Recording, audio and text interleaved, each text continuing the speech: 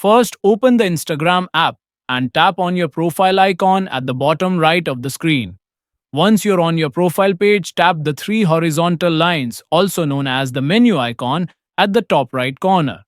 Now click on Account Center, click on your information and permission, click on Download your information, tap on Download and Transfer information.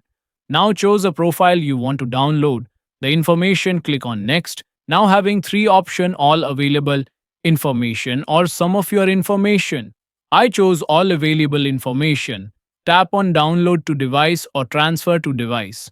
I chose Download to device. Now select data range. I will choose last week and CLCK on save. Now select format. I select the JSON instead of HTML. Select media quality. I select medium and click on create file. That's it. Your information is downloaded. Now open file and scroll down it and see who unfollow you. That's it. Please like this video, subscribe to Tech Flyer and press the bell icon for new videos. Thanks for watching.